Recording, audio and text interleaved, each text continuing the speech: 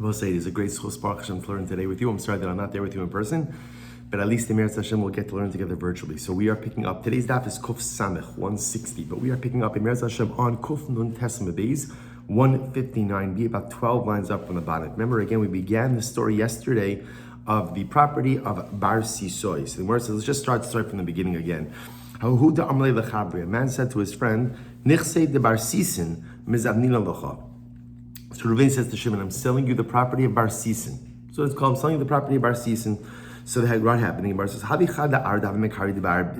Sisin. So Reuben had to have a piece of property that was called the estate, the property of Bar Sisin. Amrle, ha lav debei Bar Sisin, ve'ikruyehu de mekarye debei Bar Sisin. So Shimon's obviously ready to take possession of this parcel of land. Reuben says, no, that's not it. I know that's called Bar Sisin, but that happens to be called Bar Sisin for a different reason. I'm selling you the piece of property that I bought myself from Bar Sisin, and this property is not the one.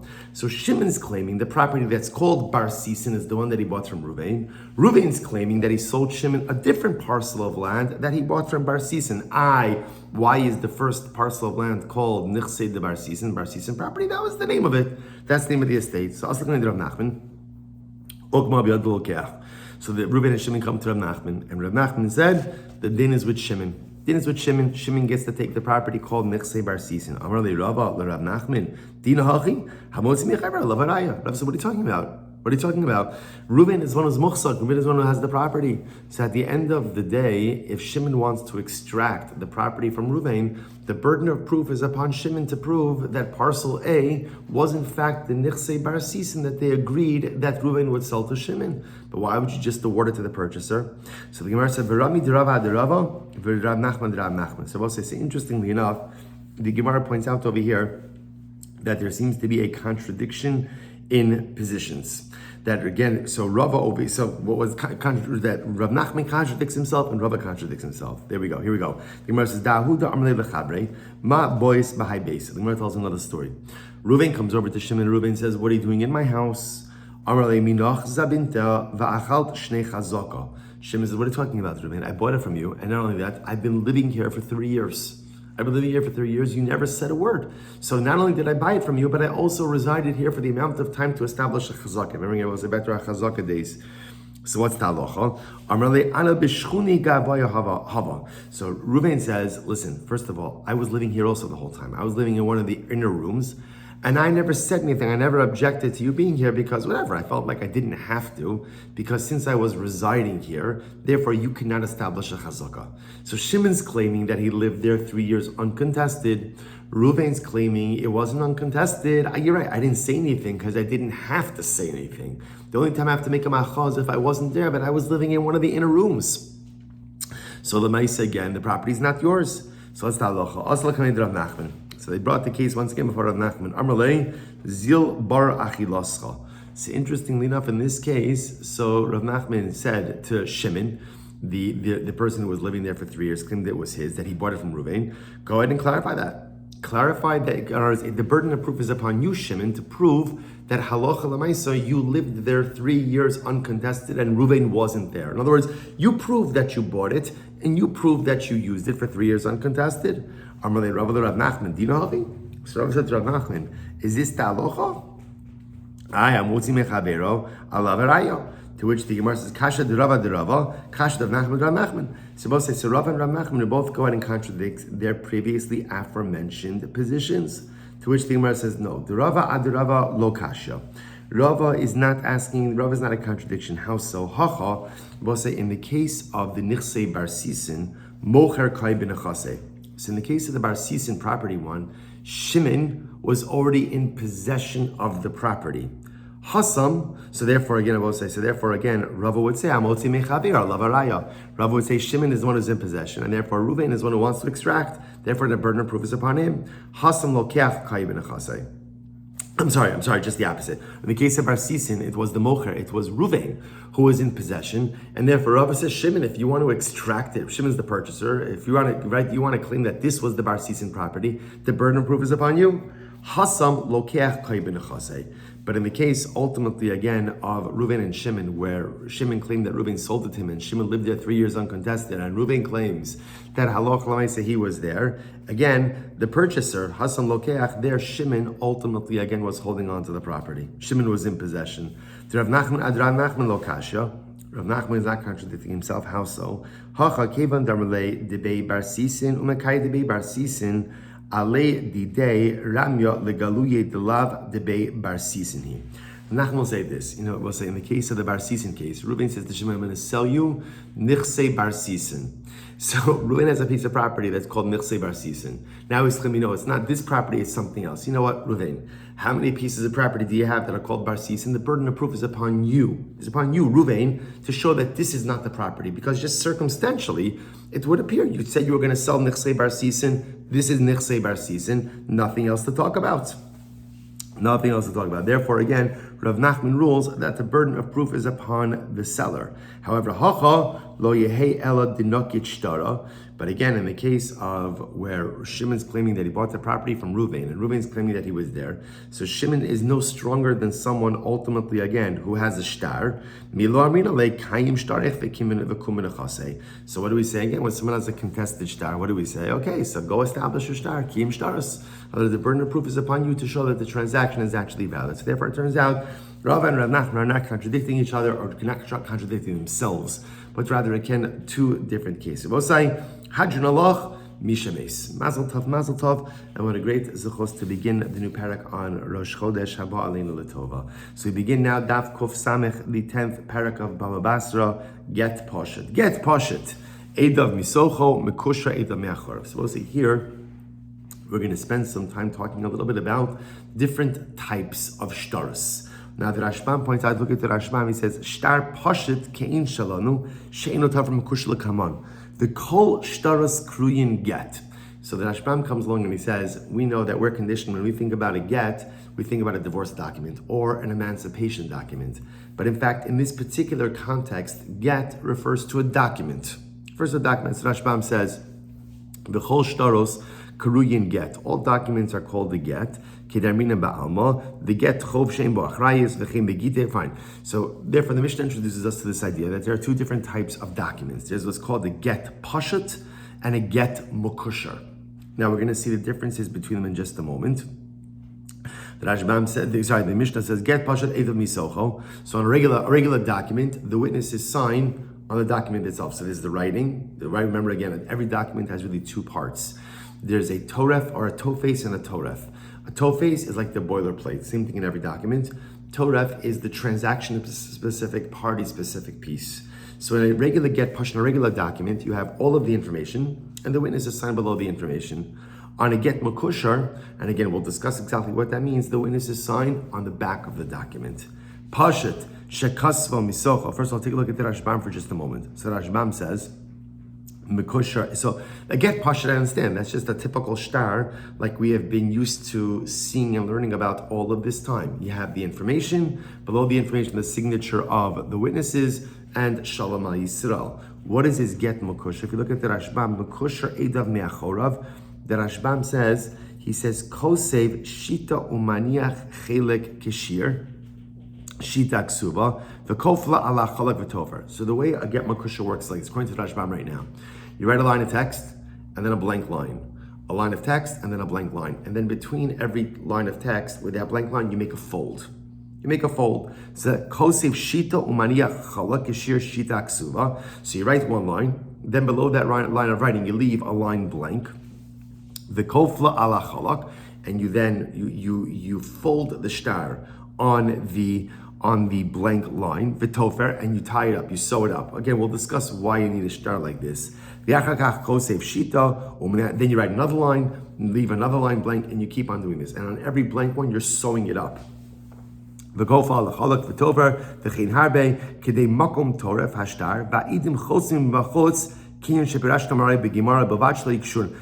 to see that halacha l'maisa, so the witnesses would sign on the back side of that shtar. We'll see exactly where. Somewhere in the folds over there, they would go ahead and sign. Now the Rashbam points out over and he says, "V'tovos shal shtar kasav kulo ke'ein pashut."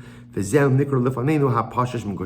even in a get makushar, the folded part would be what we call the TORAH, right? The transactional specific, party specific, but the boilerplate would then be written on an unfolded part of the shtar.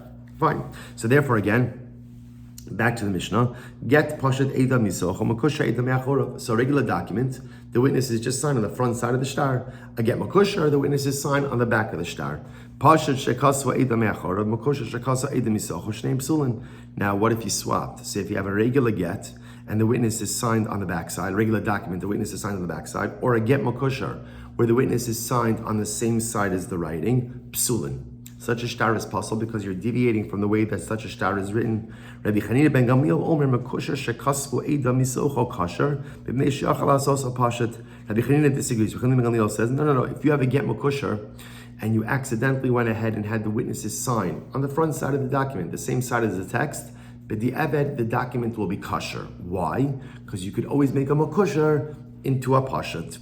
Okay, Rabbi Shimon Gamliel Omer Hakol Kavena Gamdina. And again, we're going to define all of this in the Gemara. Rabbi Shimon Gamliel says everything is based on local custom.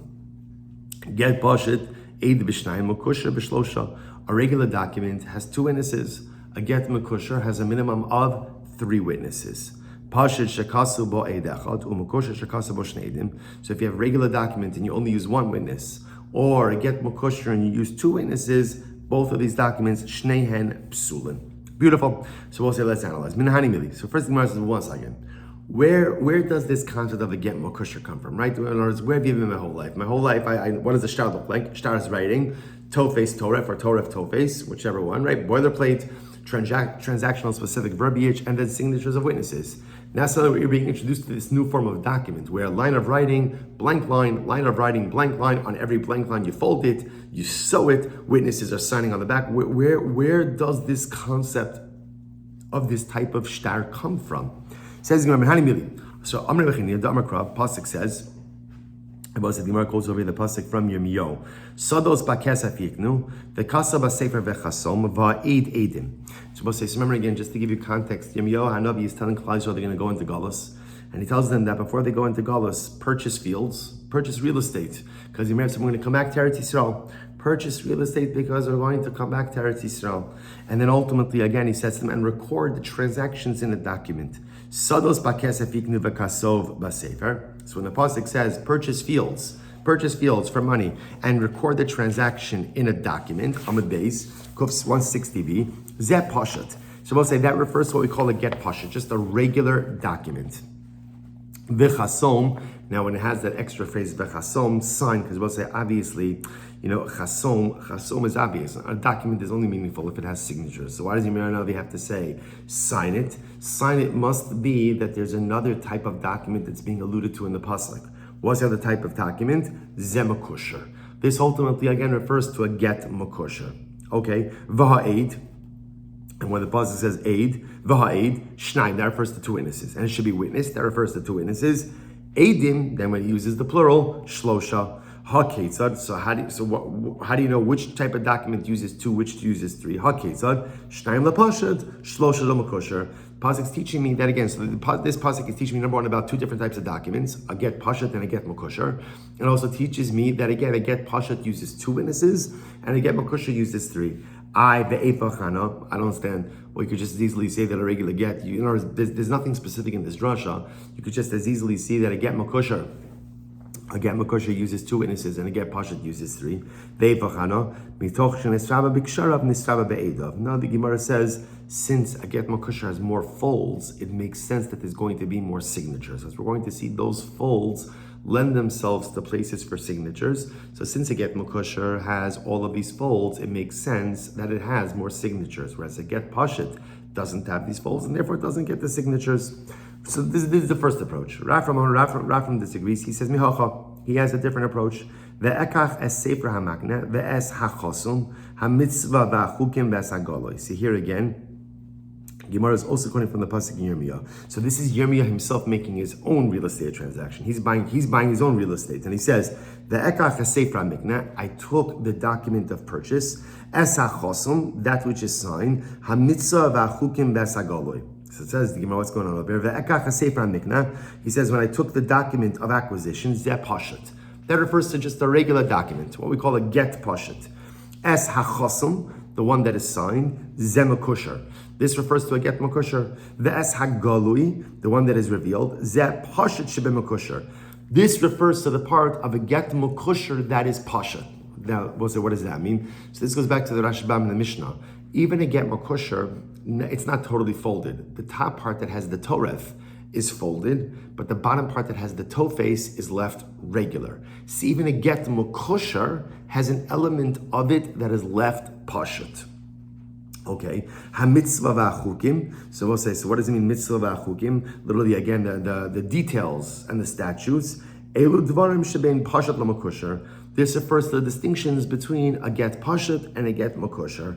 I ha-ketzad. So we'll say, wherein lies the difference between a get pashut and a get mekusher? Ze'edav shnayim v'ze'edav shlosha. A get pashut has 2 witnesses. A get mekusher has 3 witnesses. Ze'edav misocho v'ze'edav me'achorav. Get pashut, the witness is signed on the front side of the document, and a get pashut and a get mekusher, the witness is signed on the back side of the document. How do you know? Maybe it's just the opposite. Maybe by a get pashut, the witness is signed on the back side. By a get mekusher, the witness is signed on the front side. No. Since there are more folds, by definition, the folds lead themselves to additional signatures of witnesses. Incredible. Okay, so we'll say, so that's another approach. Now, interestingly enough, the common denominator, by the way, between Rabbi Hanina and Raphael is they're both learning it out from the real estate transactions conducted by Yirmiyahu Hanavi. First opinion is saying it's from Yirmiyahu's instructions to Klal Yisrael. And second approach says, no, it's from Yirmiyahu's own actions within his own real estate transactions. Rabbi Cheskel disagrees. He says as follows, Api shnayim edim or api shlosha edim yakum davar. So Rabbi Cheskel goes in a different direction. The pasuk says halachas of testimony. The Torah is speaking about eidos. So the Torah says, literally again, you can't accept the testimony of one witness. Api shnayim edim or api shlosha edim yakum davar. Literally by the testimony, by the mouth of 2 witnesses or 3 witnesses, the matter shall be established. So the Gemara says as follows: In tiskayim edusa mishnayim lama part lecha b'shlosha. So the Gemara has a good kasha. If we know that ultimately, again, testimony is established through 2 witnesses, why is there even a need to mention 3 witnesses? Lomar lecha shnayim lepashut shlosha l'makosha, to teach me that halacha l'maisa, different witnesses serve different needs. 2 witnesses are for a get pashut, 3 witnesses are for a get makosher. Incredible. I ve'epachana, but maybe not. Maybe it's just the opposite. Maybe it's 3 witnesses for a get pashut, 2 witnesses for a get makosher. Mitoch shenisraba b'kshar nisraba be'edav. Now the Gemara says no, because since there are more folds, by definition, it lends itself ultimately again to more signatures of witnesses. Okay, so therefore both say, it turns out that, remember again, the Gemara is trying to figure out what is the source for this concept of get makosher, and the Gemara essentially gave us 3 different approaches. Rabbi Hanina from Yirmiyahu Hanavi, Raf from Yirmiyahu Hanavi, and Rabbi Cheskel from the pasuk on Eidos. But the Gemara says, one second, pump the brakes here. V'hani lahachi hu da'asu, kol chad v'chad l'milsi hu da'asa. So the Gemara says, one second, each of these psukim that have been quoted are used for other drashos. They're used to teach us other things. So if they're used to teach us other things, how could they be used to teach me about get makosher? So the Gemara says, now the Gemara shows what each of these psukim is in fact used for. The Chidisanya, Sados Bakesef Yiknu V'Kaso Asefer V'Chasom. When Yirmiyahu Hanavi tells Klal Yisrael, this was the first approach. Yirmiyahu Hanavi tells Klal Yisrael, purchase property and record your property, record your deeds, record your purchases in a deed. So the Gemara says, Eitz Atobah Kamash Malan. Yirmiyahu Hanavi was just giving Klal Yisrael good advice. What's the good advice? You're purchasing real estate, you better make sure that it is recorded. Now, I will say, now just a word about this, because there is incredible profundity in this. Remember, Klal Yisrael is about to be exiled. And Yirmiyahu Hanavi says, even though you're about to be exiled, I'm telling you, purchase property, purchase real estate, as the ultimate display of hope, confidence, and optimism that we're coming back. Is this not the power of the Jew? That literally, again, we're moments, so to speak, metaphorically, moments before exile, moments before destruction. And Yirmiyahu Hanavi says, okay, what does the Yid do when he stands on the threshold of destruction? He already begins the process of rebuilding. This is the strength of our people. This is the power of Klal Yisrael. So the Gemara essentially says, this wasn't really a halachic statement. This was an Eitz Tova. Two things. Number one, there was a hashkafic statement. Buy property now because we're coming back. Buy property now because in Eretz Hashem it's going to be great. Buy it now because we are coming back. And, by the way, record it in a document because we might be gone for a little while and you want to make sure that you have some type of documentary proof that you are indeed the titular owners of this real estate. Okay. The in the next, the pasuk quoted by Rafram, where Yirmiyahu was conducting his own real estate purchase, and he says, I recorded in a document, so the Gemara just says, Yirmiyahu is just telling a story. He's actually not coming to teach halacha, he's telling a story about what actually happened, right? That he bought property from a relative, and he recorded in a document,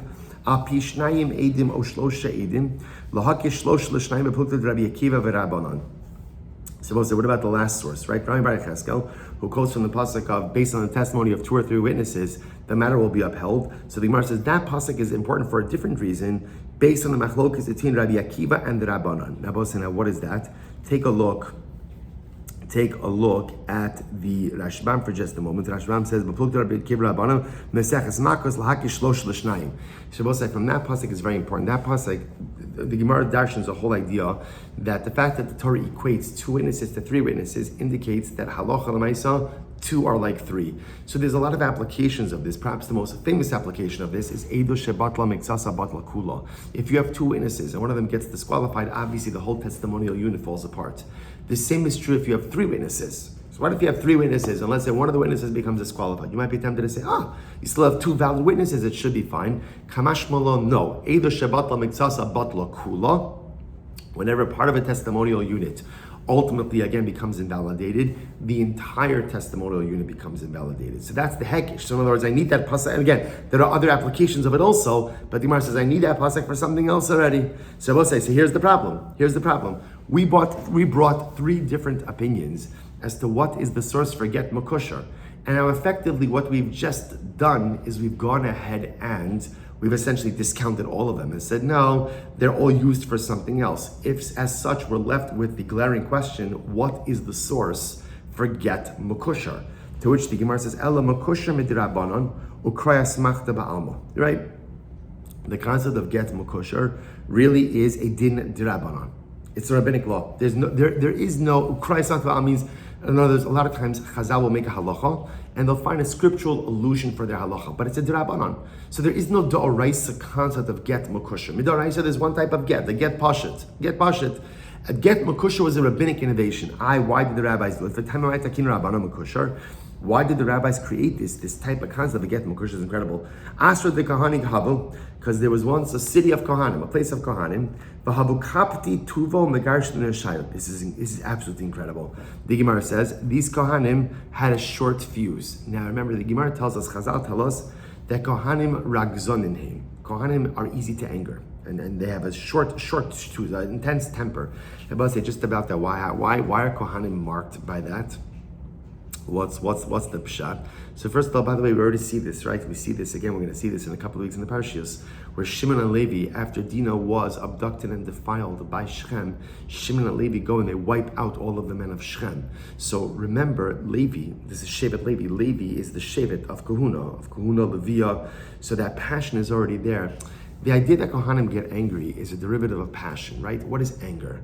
Anger is a misuse, it's a misappropriation, it's like a hijacking of the midah of passion. Passion is powerful. We spoke about this on Shabbos, about how powerful passion is and how important passion is and how incredibly necessary it is to bring a sense of passion to everything in our Yiddishkeit.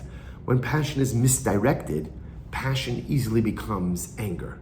So anger, and like almost like zrizos, are like 2 sides of the same coin. If you direct your passion the right way, you're a zaris. Maybe even a healthy kanoi, like good zealotry. If you direct it in the wrong way, then it becomes kas. So Kohanim are much more prone to anger. Then what would happen? These Kohanim, they'd have a short fuse, they get into a fight with their wife, and they would divorce their wives. What's the problem? So under normal circumstances, if a man divorces his wife and he feels maybe he made too hasty of a decision, as long as she did not yet marry anyone else, he can remarry her. Kohanim, once a Kohen divorces his wife, she's a grusha, she's a divorcee. Even though she doesn't marry anyone else, he's not allowed to marry her. Carrie marry her. So Kohanim in the heat of the moment would divorce their wives because of some argument, then afterwards regret it, but then they were stuck. So Chazal created this elongated form of the divorce document. And what was it? He wrote a line, blank line, fold it, sew it. Wrote a line, blank line, fold it, sew it. The witnesses sign on the back. All of this was to create a protracted process. Because what would happen? They would calm down. And when they would calm down, they would recognize this is foolish. And at the end of the day, they would not divorce their wives over pettiness. Incredible. Which is trying this most Haskell this also, which is sometimes the way to avoid making mistakes is to just pump the brakes a little bit. You know, the Sifrim also write this idea that sometimes I'm faced with a desire to do something. And so we often think that when faced with the desire to do something, they have all this saying, no, I'm not gonna do it. I'm not gonna do it. That's great. But what if a person says, I can't do it? So sometimes the best thing you could do is to say, I'm gonna do it. I'm just gonna do it in 5 minutes. I'm gonna do it in 5 minutes. I'm gonna commit the Avera. Whatever the Avera is, I'm doing it. I made up my mind, I'm doing it. But I'm not doing it now, I'm doing it in 5 minutes, starting now. And something amazing happens at Sifrei Moshe, right? Which is that often you could overcome the Yetzer Hara. Because the way the Yetzer Hara works is, it gets me to sin in the heat of the moment. If I could pump the brakes a little bit, just slow things down, just take a minute or two just to collect myself, so often I could save myself from disastrous life decisions. Such a profound yisod. And therefore, again, same with the Kohanim. The Kohanim, they're good people, they're great people, they're holy people, short fuse, give them a protracted process. So by the time that the process runs its course, I'm like, okay, this is ridiculous. It's ridiculous. It was true that Kohanim is just a model to be replicated by us also. So we all face tovos, we all face desires that we feel we can't overcome and we don't overcome. And sometimes I'm always butting heads with my Yetzer Hara, and the Yetzer Hara is always winning. Maybe the strategy is not to say, no, I'm not sinning. I know that sounds crazy. I am going to sin, but I'm going to sin in 5 minutes. I'm going to take the get mukusher approach to chet. And I'm just going to pump the brakes a little, give myself a little bit of time. Sometimes just that little bit of time, I'm able to collect myself, I'm able to pull myself together, and then I'm able to resist. I recognize this is not worth it. This doesn't make any sense. Pull myself together, resist the temptation. Incredible. So therefore, what the Gemara says, so the rabbis created this get mukosher in order to give the Kohen a little bit of time to cool down. But then by the time, again, this was a much longer process. And therefore, by the time the Kohen would get to the end of the get mukosher, he'd calm down already, realize this is ridiculous. So therefore, get mukosher is not a doraisa, get mukosher is a derabanan. And again, just to point out, the genesis of get mukosher was in divorce documents. But once it existed in divorce documents, they applied it to all documents. So the Gemara says, Hatinach Gittin, Shtaros Meikel Meimar. But 1 second, so that's fine. So now I know there's a concept of a get mukusher by a divorce document. How do you know to take that model of shtar and apply it to all other shtaros? It's simple. Kadesh lo tachlok ben gittin l'shtaros. In order not to make a distinction between gittin and other documents. And other documents, they will say, now, what are we concerned about? What we're concerned about over here is like this. That if halacha l'maisa, it creates documental confusion, document confusion, right? Certain documents write like this, certain documents write like this. So once the rabbis innovated this concept by a get for a woman, they created this new model of shtar. And once they created this new model of shtar, ultimately, again, it can be used for all types of shtaros, because once you start making distinctions, is the moment you create confusion, and confusion ultimately, again, could lead to mistakes in the way we create our shtaros. Okay, beautiful. Says the Gemara, Heichon Eidin Chosmin, where do the witnesses sign? On again, because Rav Huna Amar, Bein Kesher LeKesher. Rav Huna says between one fold and the next. Now, the Rashban points out to where the Havamina is, that Rav Huna means on the front side of the shtar. So you write, blank line, which signature of a witness, blank, right? Then line, blank line, signature of the witness, and it's all on the front side of the shtar. Rabbi Yirmiyah bar Abba Amar Achori Haksav. Okay, Rabbi Yirmiyah says, no, the witness is signed on the back side of the shtar, opposite the writing. Okay, Amalei Rami bar Chamla Chista. Rav Huna Daran ben Kesher LeKesher. Kasak Alayta ben Kesher LeKesher Megavoy. So now we assume over here, like we just wrote, when Rav Huna says that the witness is signed ben Kesher LeKesher, literally again between one sewing and the other sewing, right? So in other words, remember again, you have a line of writing, blank, you sew it, and the witness is signed. Sounds like everything is happening on the front side of the shtar. Here's the problem. There was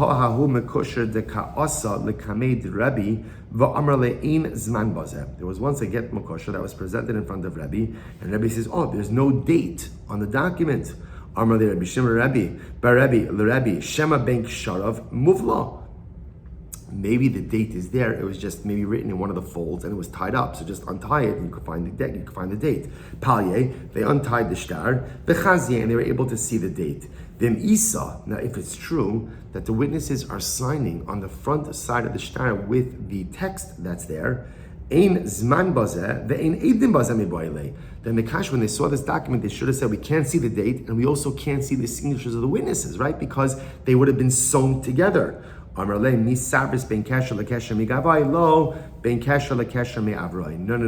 Rav Huna did not mean that the witnesses were signing on the front side of the document where the text was. Rather, Rav Huna also agrees that they're signing on the back of the text. So what we're going to see essentially is Rav Huna and Rabbi Yirmiyah both agree that on a get makosher, the witnesses are signing on the back of the document. So there's the text, and then there's the back, and the witnesses are signing on the back. The machlokes over here, and we're going to further clarify this in tomorrow's daf, but the machlokes seems to be where exactly on the back are they signing. So Rav Huna says ben kasher lekasher, which sounds like in the folds that are ultimately being sewn shut, and Rabbi Yirmiyah says achori haksav, opposite the writing, opposite the written lines, right, which are not the parts that are folded closed. So again, we'll further clarify this in tomorrow's daf, but everyone is agreeing that halacha l'maisa, the signatures are on the back side of that. Right? We'll say a little bit of a shorter daf today. We'll stop over here for today. Wishing everyone a good Chodesh. Look forward to seeing everyone soon. Have a wonderful day, a meaningful and incredible and uplifting Rosh Chodesh Kislev.